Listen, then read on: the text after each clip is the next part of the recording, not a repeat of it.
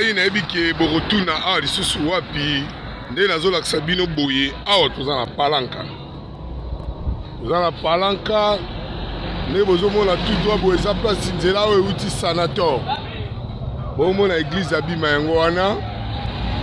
Bar oyo ezosala succès. Prince oyo nde bomoni boye eza ti sanator. Bakar oyo ezowuta boye euti sanator.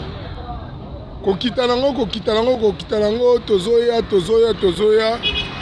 Prince oyo bomoni ekei boye ezali populaire. Bato bazozwa bakar bazokita populaire casquelle congolaise. Nzela moko ekomi kitoko na niveau moko bokozwa ta idée te. Bino bato bokenda deja kala. Bovana na bamboka poto. Bozaka susu na Luanda te, Luanda bonga au direction ya palanka. On va bengara demi-Congo. Ah, romona batu presque nyoso. Ah, pour le portugais, ça moi passe. Ça moi passe parce que batu ne va bengara batu mangala balanga bavandi trop. Ah, on a mboka ya palanka na Angola. Na sabino bandeko na ngai.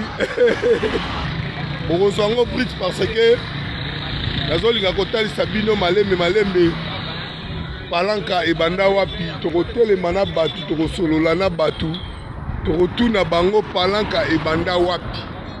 Palanka ezalaka ndenge nini mpo ekoma lelo palanka batu mpe bakota ebele oyo nde bozomona lokola babita kuna bazotonga nano bato akoti te palanka mpe ezalaki bongo.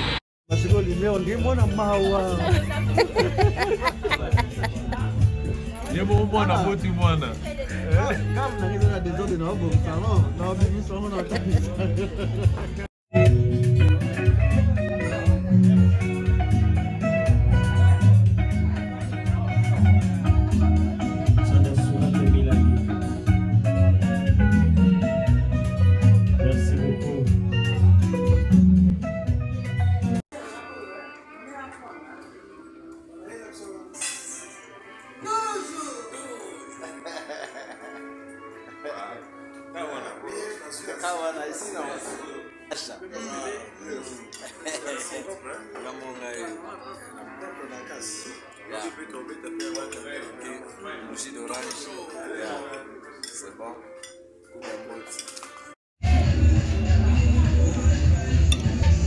Beautiful.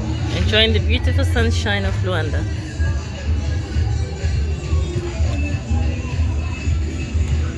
This is Madesa Mbila. Madesa Mbila.